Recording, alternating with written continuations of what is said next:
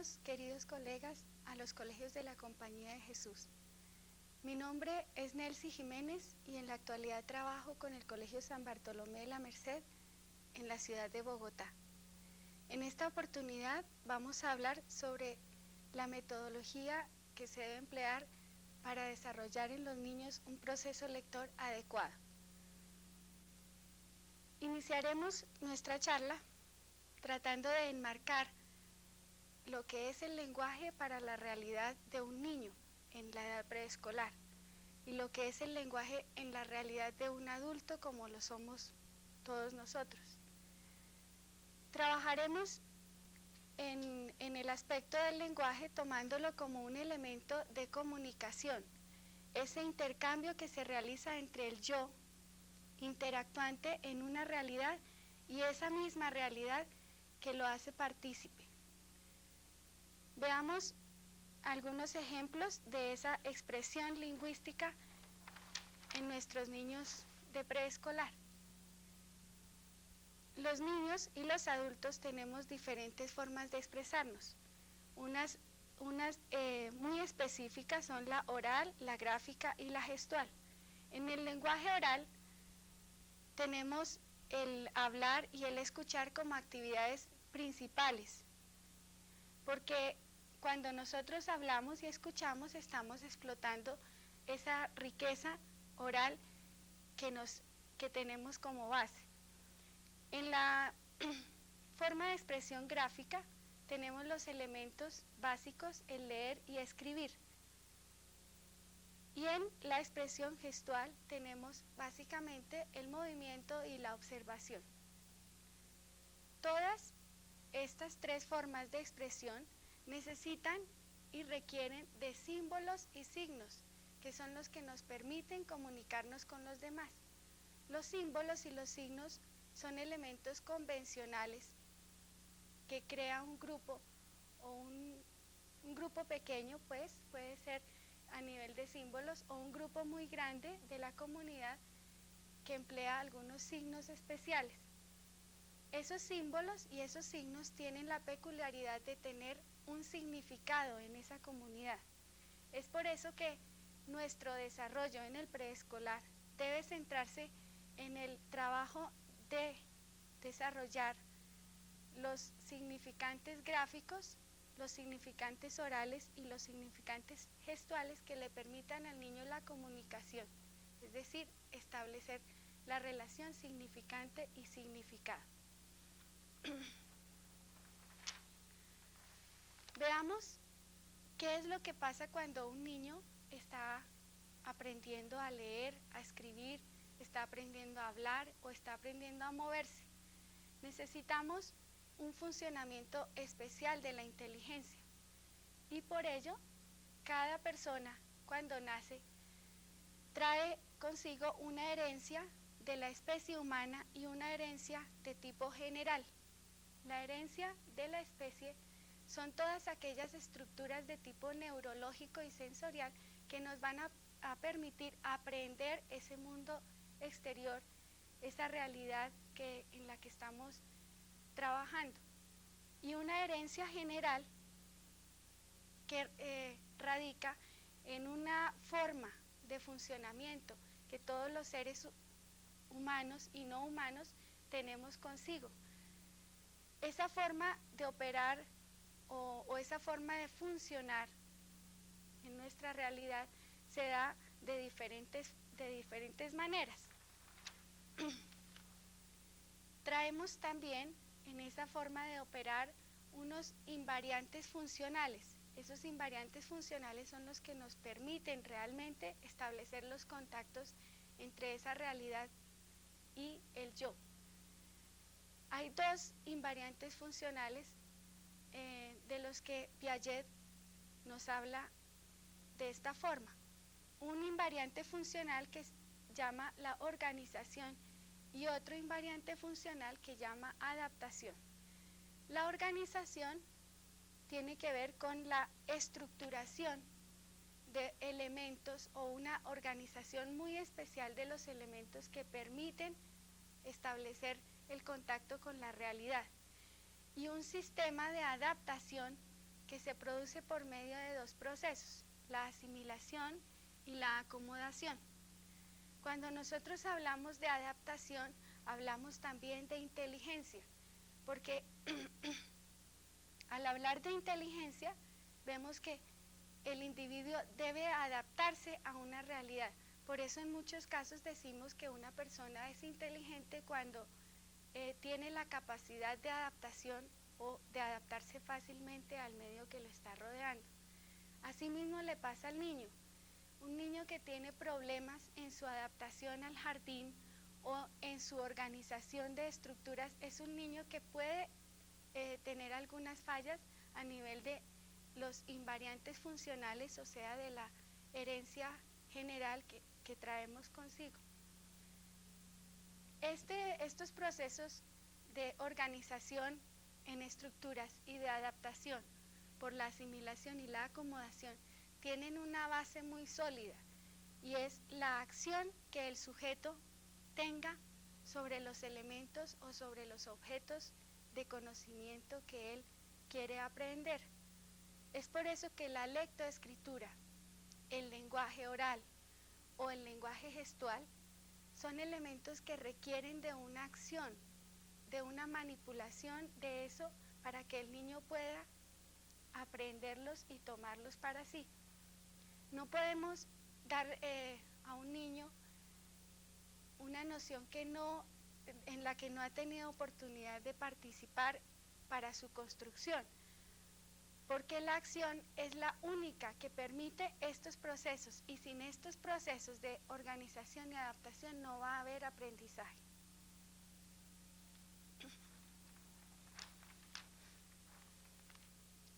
Entonces retomemos nuestro objeto de conocimiento, el lenguaje. Ese objeto de conocimiento que algunos lingüistas han trabajado con tanto esmero. El maestro de la lingüística, Ferdinand de Saussure, hablaba del lenguaje como un elemento de comunicación básico en la especie humana y fue el que hizo una división entre lo que es el habla, el lenguaje y le dio la importancia tan radical a lo que es el lenguaje de nuestros tiempos. Dentro de los padres de la lingüística podríamos hablar de muchos personajes. Sin embargo, en esta charla vamos a centrarnos un poco en la parte lingüística, pero a nivel de conocimiento, a nivel de conceptualización. Es por eso que vamos a tomar el lenguaje como una representación de tipo cognoscitivo. Esa representación de tipo cognoscitivo tiene una base muy importante, es la relación que existe entre significante y significado. Para todo, en todo momento, mejor, de esa representación cognoscitiva, vemos trabajar una función que tenemos en el cerebro, es la función simbólica, es la que permite establecer esa relación de significante y significado. Cuando nosotros empleamos un término como casa, estamos haciendo una abstracción que nos remite a ese elemento real. Cuando hablamos del significante casa, en nuestra imaginación, en nuestro pensamiento, tenemos un significado específico, una casa hecha de ladrillos, de cemento, etc. Eso mismo es lo que opera cuando nosotros enseñamos la lectoescritura. Los niños inicialmente no tienen una conceptualización de esos signos o de esos significantes gráficos que les estamos presentando con letras como estas. Entonces debemos llevarlos por un proceso lógico para que establezcan la relación de esos significantes convencionales, como lo son las letras, y que adquieran un significado en su pensamiento. El desarrollo de la función simbólica es un aspecto que generalmente se desconoce en los preescolares, porque es un elemento que hasta ahora está cogiendo fuerza y Es una lástima porque Piaget lo definía muy específicamente, muy claramente, y tomaba el lenguaje como una manifestación de lo que es la función simbólica. Esa función que tenemos que nos permite lograr la imitación, que nos permite lograr el juego simbólico, tiene un desarrollo paulatino en los niños de la misma forma como nosotros hemos desarrollado también esa grandeza de conocimiento y de significantes en nuestro léxico. En los niños, la imitación y el juego simbólico son dos elementos que nos describen lo que sería el desarrollo de la función simbólica. Cuando nosotros hablamos de imitación, estamos hablando de dos tipos de imitación. Cuando vemos a los niños de 2 años que están tratando de imitar lo que el papá hace o lo que la mamá está haciendo en ese momento, hablamos de una imitación de tipo inmediato. Pero más adelante nos vamos a dar cuenta que los niños empiezan a referirse, como un partido de fútbol en diferido, tratan de remitirse a otro suceso que ya ha pasado y empiezan a imitarlo. Esa imitación diferida es un primer nivel de abstracción, es un primer nivel del desarrollo de esa función simbólica. Esa imitación diferida se da alterna con el desarrollo del juego. El juego también pasa por diferentes etapas. Una de ellas son los juegos de ejercicio que realizan todos los pequeños cuando tienen meses. Son movimientos grandes, de musculaturas grandes. No hacen movimientos de coordinación motriz fina.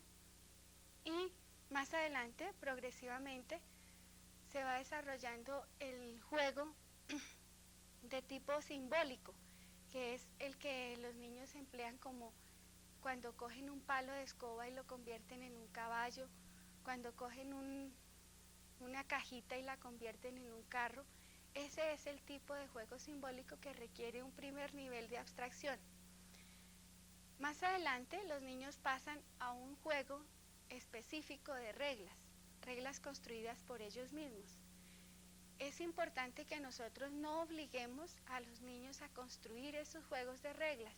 Ellos van desarrollando ese proceso de simbolización y desarrollo de la función simbólica por medio de las actividades que entre los mismos niños se van desarrollando. Pasemos ahora a ver las etapas de la representación.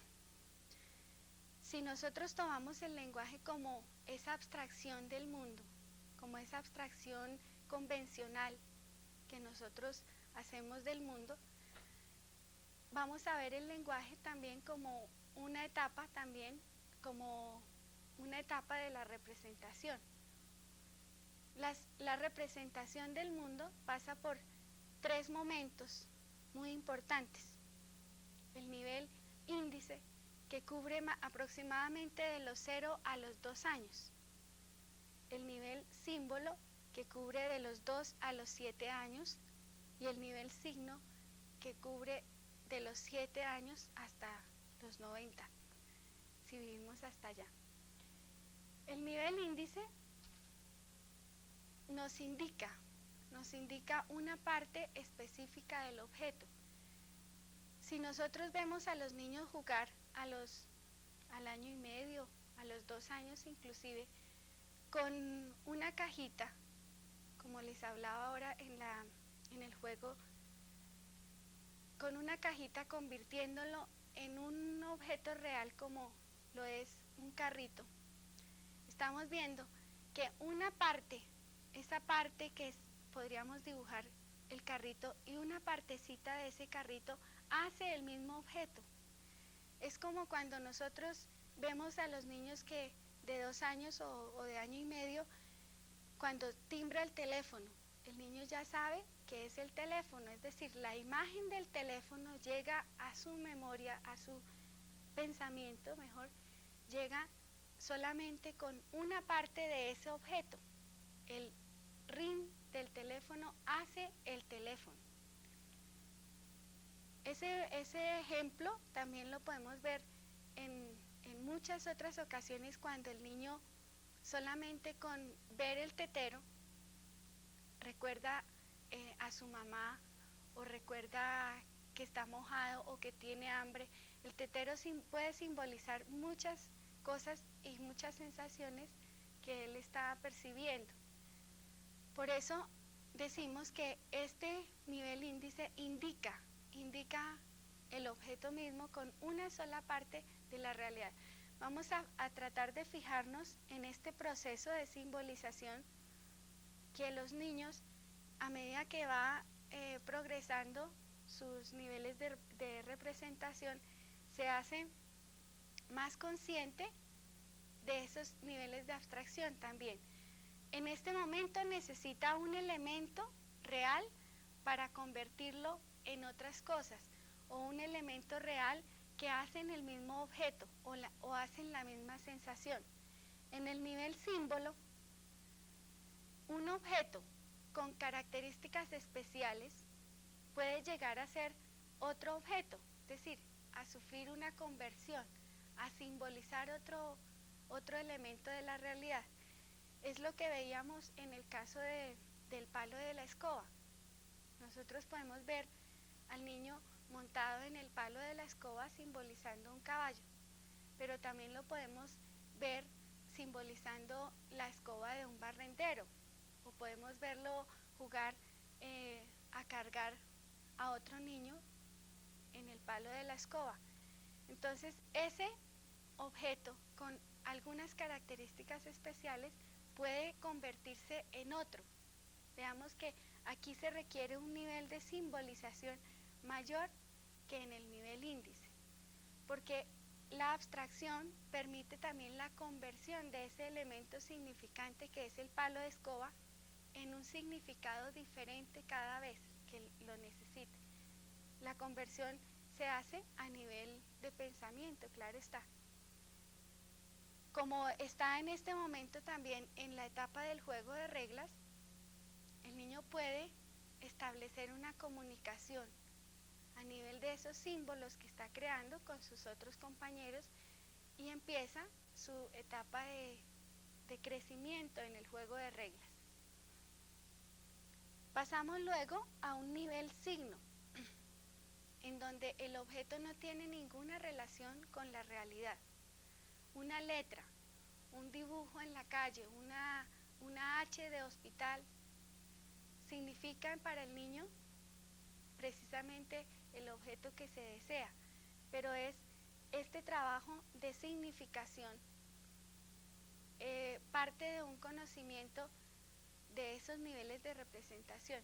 Si el niño no ha quemado el nivel símbolo y el nivel índice, difícilmente podrá alcanzar el nivel signo.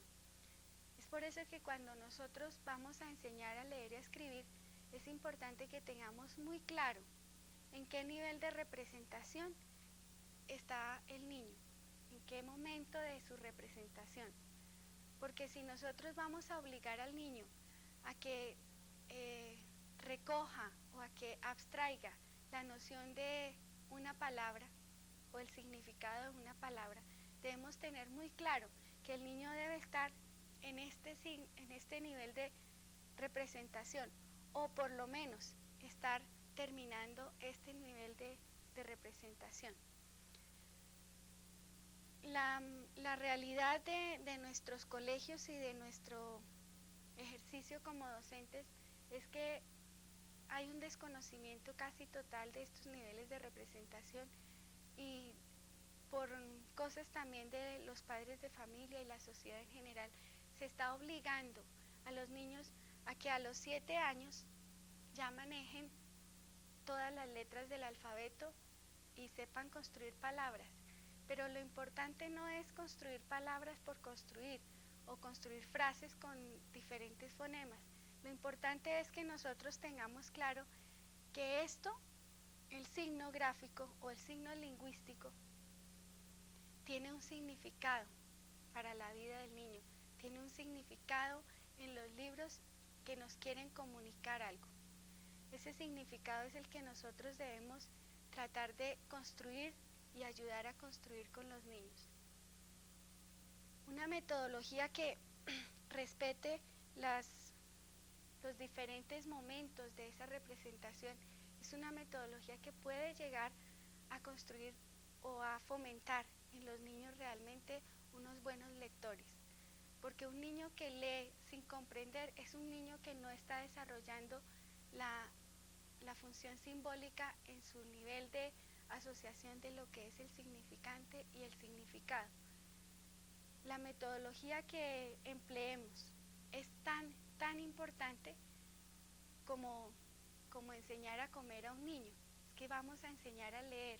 Toda la información está registrada en los libros.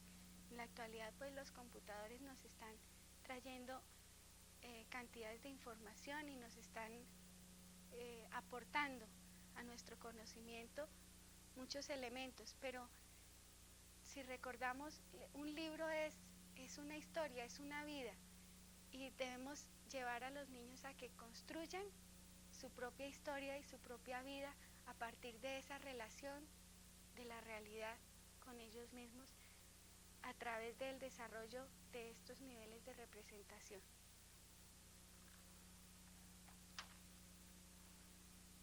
Porque si nosotros vemos, como hablábamos ahora, lo que es la escritura y la lectura en la historia, vamos a observar que por mucho tiempo el hombre ha tratado de comunicarse, es una necesidad social. El hombre fundamentalmente cree en los demás y cree que las personas que lo rodean son sus amigos. Entonces, para nosotros en este momento y en esta realidad, ¿qué es leer y qué es escribir? Son dos preguntas que debemos hacernos constantemente. Son dos preguntas que requieren de sentarnos y tratar de pensar un poco en lo que estamos haciendo en nuestras aulas. No es solamente repartir y repartir conocimientos que nosotros tenemos claros, pero que los niños de pronto no están en la capacidad de recibir. Por eso traíamos aquí el leer y el escribir como dos procesos que necesitan de una codificación y una decodificación.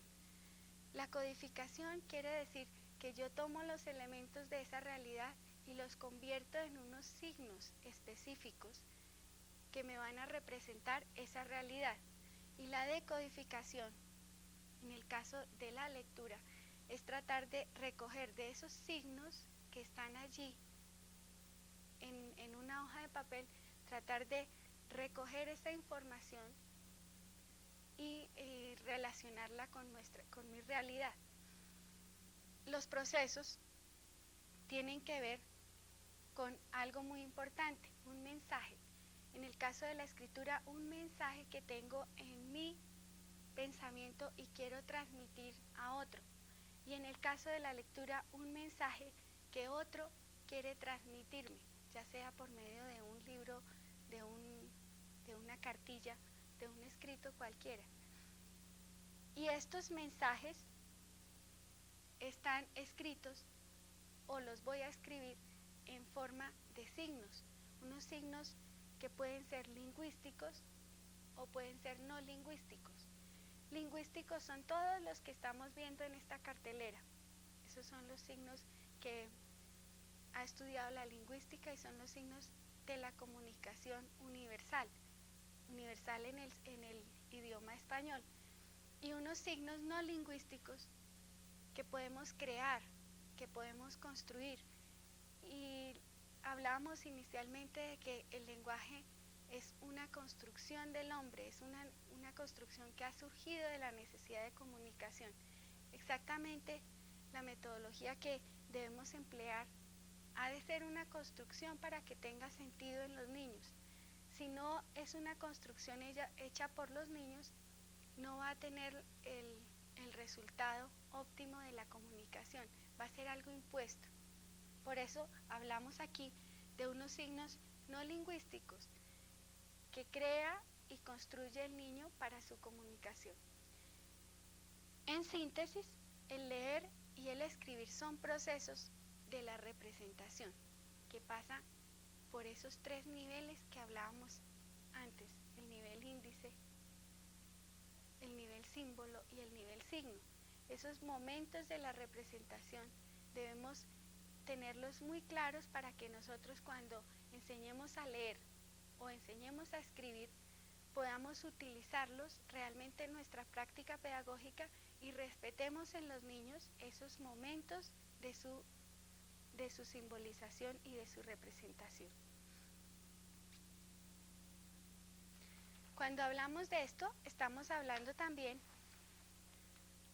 de que en la cotidianidad, en nuestro quehacer como docentes, debemos tener en cuenta no solamente esos factores, digamos, que son de tipo cognoscitivo, debemos tener en cuenta otros factores que muchas veces por descuido o por falta de tiempo o porque los grupos son muy numerosos, no tenemos oportunidad de verificar.